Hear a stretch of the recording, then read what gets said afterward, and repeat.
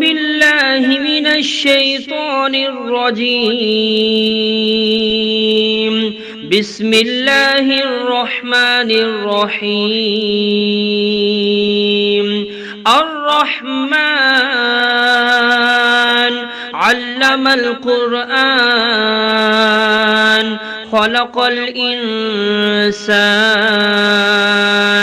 علمه البيان. الشمس والقمر بحسبان والنجم والشجر يسجدان والسماء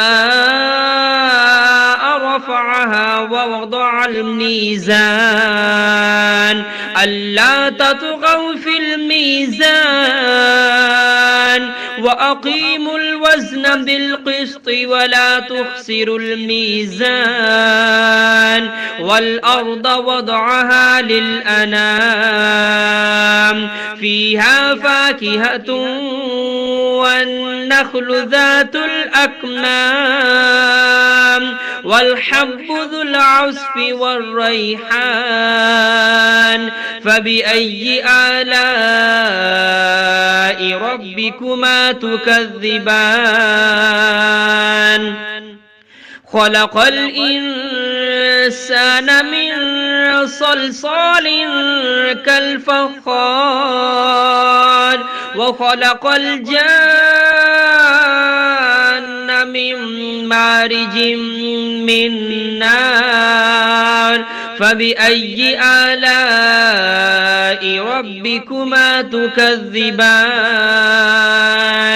رب المشرقين ورب المغربين فبأي آلاء ربكما تكذبان. مرج البحرين يلتقيان بينهما برزخ لا يبغيان فبأي آلاء ربكما تكذبان. يخرج منهما اللؤلؤ والمرجان فبأي آلاء ربكما تكذبان. وله الجوار المنشآت في البحر كالأعلام فبأي آلاء ربكما تكذبان. كل من عليها فان ويبقى وجه ربك ذو الجلال والإكرام فبأي آلاء ربكما تكذبان. يسأله من في السماوات والأرض كل يوم هو في شأن فبأي آلاء ربكما تكذبان. سنفرغ لكم أيها الثقلان فبأي آلاء ربكما تكذبان. يا معشر الجن والإنس إن استطعتم أن تنفذوا من أقطار السماوات والأرض فانفذوا لا تنفذون إلا بسلطان فبأي آلاء ربكما تكذبان.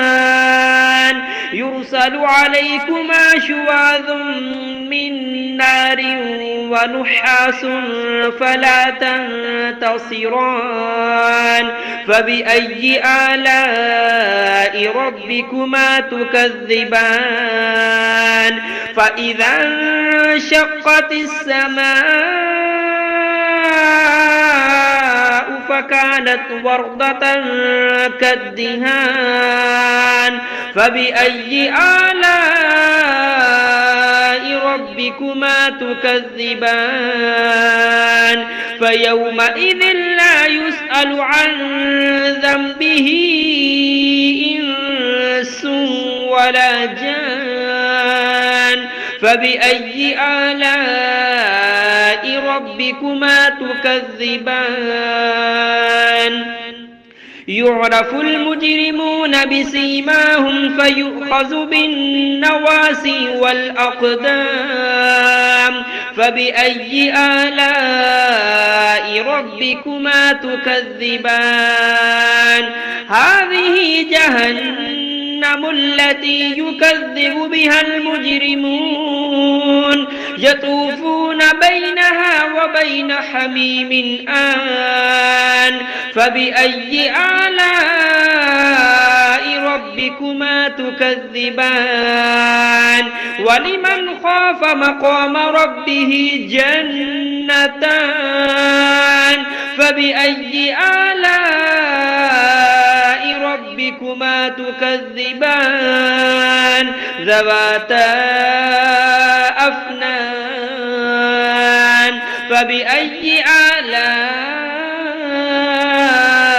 ربكما تكذبان فيهما عينان تجريان فبأي آلاء ربكما تكذبان فيهما من كل فاكهة زوجان فبأي آلاء ربكما تكذبان متكئين على فرش بطائنها من استبرق وجنى الجنتين دان فبأي آلاء ربكما تكذبان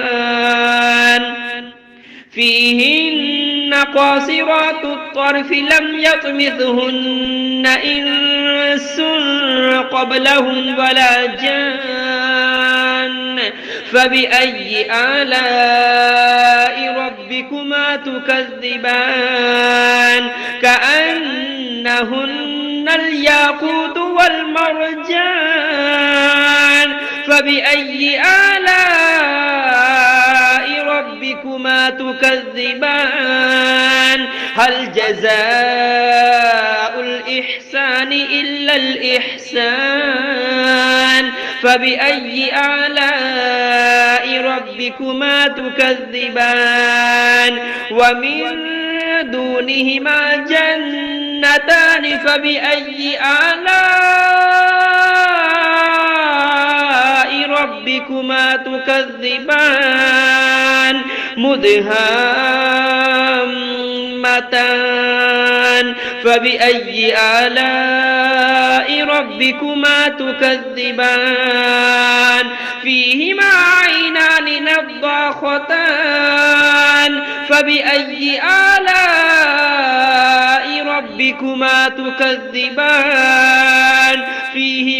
فيهما فاكهة ونخل ورمان فبأي آلاء ربكما تكذبان فيهن خيرات حسان فبأي آلاء ربكما تكذبان حور مقصورات في الخيام